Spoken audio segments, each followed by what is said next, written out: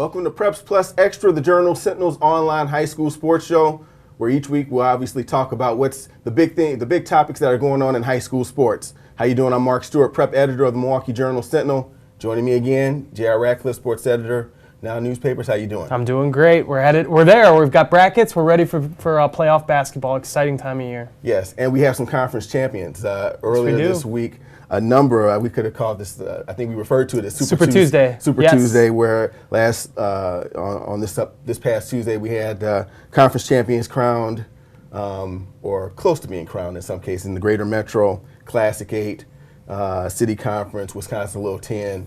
A big night all around. I guess let's start off in your neck of the woods. Classic matchup, Sussex Hamilton, Brookfield Central, double overtime. Yeah, it sounds like this was just a tremendous game to be at, as you would expect. The atmosphere was electric.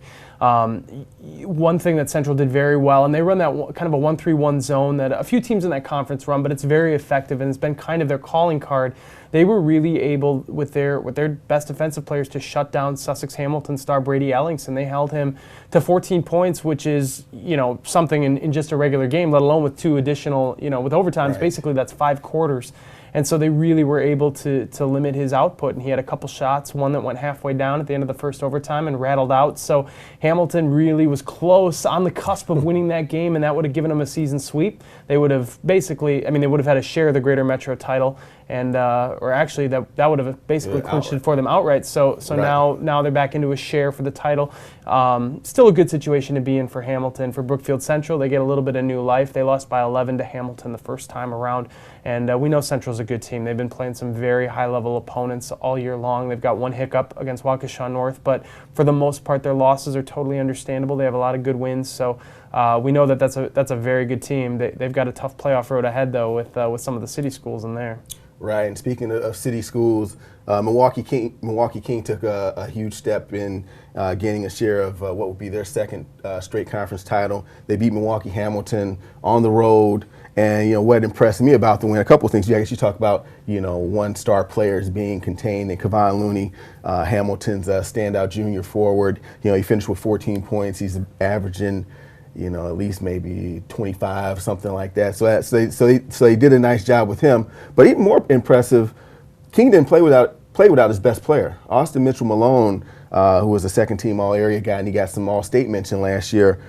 He's been out for the last couple of weeks with a shoulder injury. Mm-hmm. So I was at Wisconsin Lutheran, but when I saw the score, my initial thought was that he was back and he had a role in the victory. So for King to get that win was without him on the floor, just shows you the collection of depth they have with that team. Yeah, Milwaukee King's they will have to face Milwaukee Vincent in the sectional semifinal just to get to the final where they could see Hamilton again. So that's going to be a meat grinder for King and for Vincent that they would meet before the sectional final and end up with Hamilton in the final, most possibly. Right. And then as far as other big games on earlier this week, Wisconsin Lutheran pretty much is going to win the Wisconsin Little 10 outright. They had a strong second quarter. I was able to watch that game, and they put away Slinger pretty well. I think they won by 12. And then in the Classic 8, Arrowhead. I know you guys are probably tired of hearing about Arrowhead, but hey, they keep winning. They did it again. They won the Classic 8, beat Mukwonago, and we talked about Mukwonago last week too. And that game was supposedly very, very good all the way through. What happened was Arrowhead, they got a senior guard by the name of Kyle Karen, and he was really the only major contributor on that team who wasn't on the football team. So at the beginning of the year, when all those football guys were coming off the state championship and they were a little slow to get going, they were still winning games, but Karen was there. He's a basketball-first guy. He was in the gym. He really led them through the first part of the year. Hit a little bit of a lull, kind of came back, but on Tuesday night, he was really struggling. He was out of the game in crunch time, and the assistant coaches talked Arrowhead coach Craig Haase into putting him back in the game. He goes on a huge spurt at the end of the game, and Arrowhead ends up winning fairly comfortably. It was, I think, a 5-point spread, 56-51, with Mukwonago hitting a three-pointer at the buzzer. So, Kyle Karen steps up big, has a huge game, and Arrowhead essentially, they have a share and are really just one win away from being outright conference champs. Right. So congratulations to all those teams. One team that's had their conference championship wrapped up for at least a week and a half at this point is Germantown. We caught up with the Warhawks after they beat Wisconsin Lutheran last week. I hope that our peak is yet to come. Sometimes they surprise me and play really well in spurts. and sometimes they surprise me and don't play very well at times. But our goal is to have every day better than the one before, and hopefully our best is yet to come. Wisconsin Luther was a great intensity team. They played real hard, and we just came out here and matched the intensity. Well, JR, you touched on the brackets before, and I guess let's start at the top with Germantown. No surprise, they got a number 1 seed. What do you see in that whole sectional? Yeah, it's certainly a talented one. Sussex Hamilton being the 2 seed. They had 1 loss going into their battle with Brookfield Central on Tuesday night. Now they're down to 2 losses, but still a very good program. Hamilton and Arrowhead, who's the 3 seed, had a classic matchup in the playoffs last year. It ended on a last-second shot. Brady Ellingson scored 31 points in that game, hit some ridiculous 3-pointers, and then he was the decoy on the last play. They got a layup underneath the basket at the buzzer, stunned Arrowhead in Arrowhead's own gym. That's going to be a big-time rematch if that comes to pass, a 2-3, and that battle the winner of that game would then face Germantown in the sectional semifinal.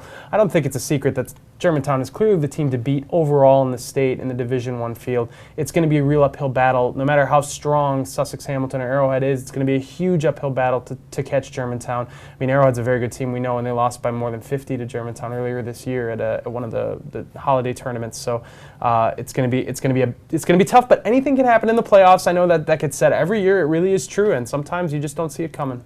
Right. That's true. And sometimes being the favorite isn't.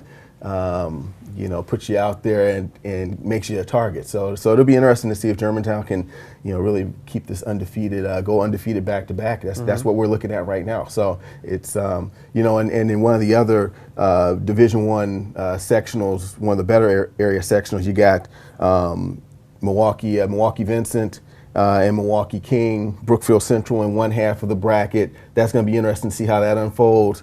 I think, as you noted before, you got King and Brookfield Central probably headed for a regional semifinal, yeah. A regional, yeah, sectional semifinal. Yeah. Actually, I don't even know how they word it because you've got the sectionals are divided in half essentially. Right. But they would potentially meet relatively early, and then the winner of that game is probably going to ultimately end up facing Vincent in the sectional semifinal. On the other end of the bracket, you got Milwaukee Hamilton, a team that probably isn't going to win a share of the city conference title, but has a pretty good shot, I think, of getting to the sectional final. But they've got Racine Case up in that part of the bracket, I believe. So it'll be interesting to see how that one unfolds. But from what I've seen, you'd probably have to give Hamilton the edge there. Yeah, and in Division II, you've got a potential matchup between Wisconsin Lutheran and Milwaukee Washington. Washington, they were right there competing for the City Conference Championship themselves. They're a tremendous team, and Wisco's the 1 seed, Washington the 2. If that comes to pass at the end of that sectional road, that's going to be a really engaging matchup, and the winner of that game could then face another area team, possibly New Berlin Eisenhower, the top seed on that half of the bracket, possibly a Catholic Memorial or a Pewaukee. That'd be more of an upstart story, but certainly some big time matchups with Milwaukee school teams involved. Right, yeah, and it's the way the seedings work. My initial thought was when I thought of Wisco and Milwaukee Washington, I wondered if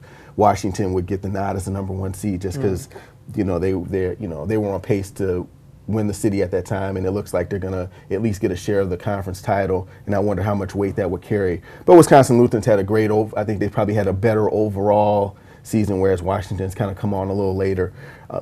And to be honest, once by the time they meet, the seedings aren't going to matter because it's going to be at a neutral site anyway.